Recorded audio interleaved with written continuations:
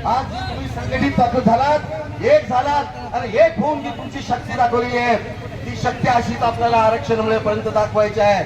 जेव्हा जेव्हा आपले नेते, आपले युवक कार्यकर्ते आपल्याला हाक देतील, आपल्याला विनंती करतील, तेव्हा त्यांच्या हाकेला येबूक देऊन त्यांच्या खांद्याला खांदा लावून आरक्षणासाठी आपल्याला लढायचं आहे. लढण्यासाठी आपण या पद्धतीनं आपण सगळे एकत्र येऊयात आणि आरक्षणाची जोपर्यंत आरक्षण आपल्याला मिळत नाही. आज आपण औसा तालुक्यात बघतोय, परंतु इथं दादा बसलेले आहेत किंवा अनेक ज्येष्ठ मंडळी बसलेली आहेत. गेली 70 वर्ष आपल्या आरक्षणाच्या अंमलबजावणी संदर्भात आपण वेळोवेळी सरकार पुढे आंदोलनं केलेली. महाराष्ट्रामध्ये ठिकठिकाणी रस्ता रोको झालेले, ठिकठिकाणी आमचे अनेक समाज बांधव त्या ठिकाणी उपोषणाला बसलेले, अनेक समाज बांधवांनी त्या ठिकाणी आत्महत्या करून बळी दिलेले. परंतु हे सरकार इतकं निगरगट्ट आहे आणि एवढं गिळण्याच्या कातडीचे की यांना जरा सुद्धा पादर फुटायला तयार नाही. आज आपल्या रमेश फुलेनी त्या ठिकाणी एक तरुण धनगर बांधव त्यांनी रेल्वे खाली चालते धावते रेल्वे खाली उडी मारून आत्महत्या दिली. का?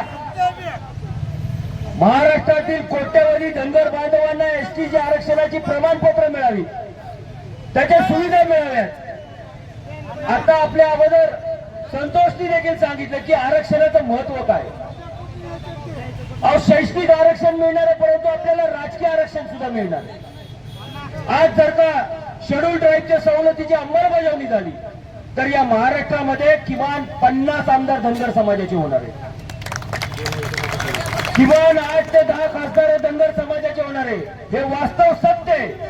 आणि म्हणूनच जसं 2009 पासून ते 2014 आपण कितीही रस्त्यावर उतरलो, आंदोलनं केली, उपोषणं केले, सरकार याला घाबरत नाही. सरकार घाबरतो तुमच्या मताला. अरे धनगरांना मतं केली तर 8 खासदार निवडून येतील बिना आरक्षणाचे. म्हाडा लोकसभेचा खासदाराला मतं आहेत 5 लाख आणि धनगराची मतं आहेत 7 लाख. अरे धनगरांनी मतं केली असती तर धनगराचा खासदार झाला असता. असे महाराष्ट्रात 11 मतदारसंघ आहेत. ज्या मतदारसंघाला आपल्यातल्या कुणी मतदान नाही केलं, फक्त धनगरांना मतदान केलं तर धनगरांचे खासदार होते. म्हाडा आहे, बारामती आहे, सांगली आहे, दक्षिण अहमदनगर आहे, हिंगोली आहे, परभणी आहे, उस्मानाबाद आहे. 5-5 लाख मतदान आहे.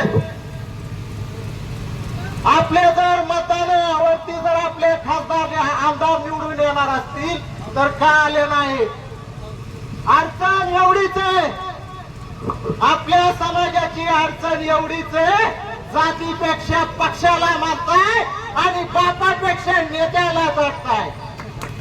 अरे या ठिकाणी आज शपथ घ्या, येणाऱ्या लोकसभा विधानसभा निवडणुकीत महाराष्ट्रातल्या 25 लोकसभा मतदारसंघात 25 खासदारकीचे उमेदवार उभे करू. धनगराला करणार का मतदार? अरे महाराष्ट्रातल्या विधानसभेत धनगरांची 100 पोरं उभी करू. आपण आपलं आरक्षण त्या विधानसभेत आणि लोकसभेत बसून घेऊ. अरे आपल्या मताची किंमत जर आपण आपल्या वंशाला केली तर तुमचे आमदार खासदार होतील. हस्ते या ठिकाणी औसा तालुक्याचे तहसीलदार यांना निवेदन देत आहोत. तहसीलदार औसा यांना निवेदन प्राप्त झालेलं आहे. या मोर्चामध्ये